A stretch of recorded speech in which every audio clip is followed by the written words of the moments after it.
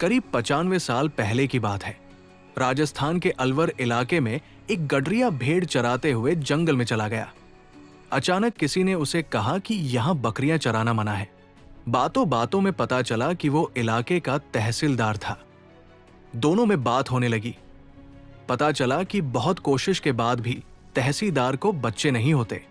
गडरिये ने उनसे कहा कि आप दौसा के बालाजी हनुमान जी के मंदिर जाकर बेटा मांग लो, मिल जाएगा। न जाने क्यों तहसीलदार ने उस गडरिये की बात मान ली। उन्होंने हनुमान जी से कहा कि अगर मेरा बेटा हो जाएगा तो मैं उसे इसी मंदिर में सेवा के लिए छोड़ जाऊंगा। इस बात का जिक्र उन्होंने अपनी पत्नी से भी नहीं किया। मन्नत मांगने के 1 साल के अंदर उन्हें बेटा नसीब हो गया, लेकिन बाप का प्यार अब आड़े आ गया। उन्होंने हनुमान जी से कहा कि मैं अपना वचन पूरा नहीं कर सकता, आपका ये ऋण मुझ पर रहेगा। वो बेटा बड़ा होने लगा, शिक्षा की उम्र तक आया तो पिताजी ने उसे हरिद्वार के एक बड़े विद्वान प्रभुदत्त ब्रह्मचारी जी के यहां पढ़ने भेज दिया। लड़के में अद्भुत क्षमता थी, उसे रामायण कंठस्थ थी। बिना पढ़े वो रामायण का पाठ करने लगा।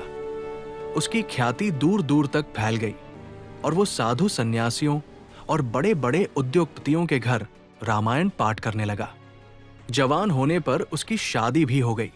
एक दिन देश के बड़े उद्योगपति जुगल किशोर बिरला ने अखबार में विज्ञापन दिया कि दिल्ली के लक्ष्मी नारायण मंदिर यानी बिरला मंदिर में हनुमान जी को रामायण पढ़कर सुनानी है। उसके लिए उस व्यक्ति का टेस्ट खुद बिरला जी लेंगे। तय तारीख पर नारायण स्वामी अपनी पत्नी के साथ बिरला निवास पहुंच गए। बहुत से और लोग भी बिरला जी को रामायण पढ़कर सुना रहे थे।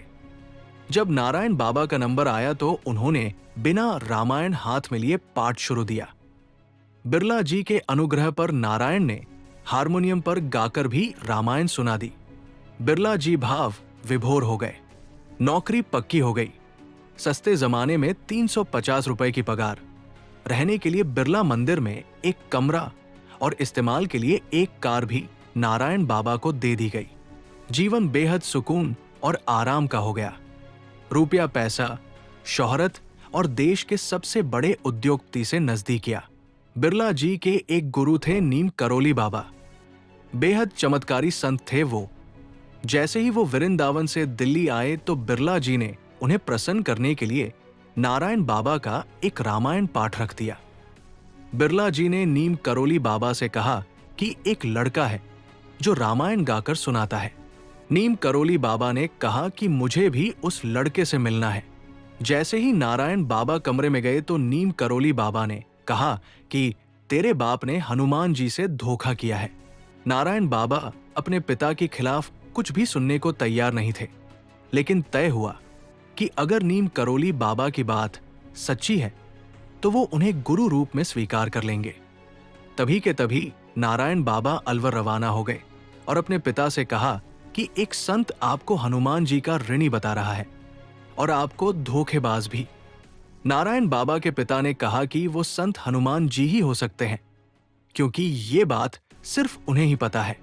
पिता की बात सुनकर नारायण बाबा वापस चले आए और नीम करोली बाबा को अपना गुरु स्वीकार कर लिया।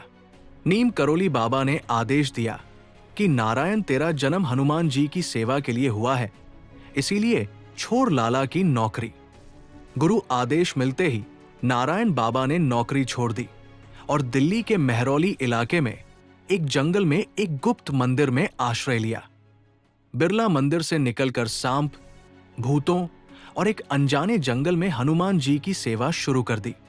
नीम करोली बाबा ने आदेश दिया कि किसी से 1 रुपया भी नहीं लेना है और हर साल नवरात्रे में लोगों का भंडारा करना है। बड़ी अजीबोगरी बात है कि 1 पैसा भी किसी से नहीं लेना और हर साल हजारों लोगों को खाना भी खिलाना है। लेकिन गुरु ने जो कह दिया वो पत्थर पर लकीर है। बिना सोच के उन्होंने अपना काम शुरू कर दिया। नीम करोली बाबा ने बिरला से कहकर नारायण बाबा की पत्नी को घर चलाने के पैसे हर महीने दिलवा दिए, लेकिन नारायण बाबा को पैसे से दूर रखा। 1969 से आज तक इस मंदिर से हर साल 2 बार नवरात्रे में हजारों लोग भंडारा खाकर जाते हैं। किसी को आज तक इस मंदिर में पैसे चढ़ाते नहीं देखा गया, लेकिन हाँ, प्रसाद पाते सबको देखा है। आपको ये सच्ची कहानी कैसी लगी कमेंट बॉक्स में जरूर बताएं और जय हनुमान लिखना मत भूलना।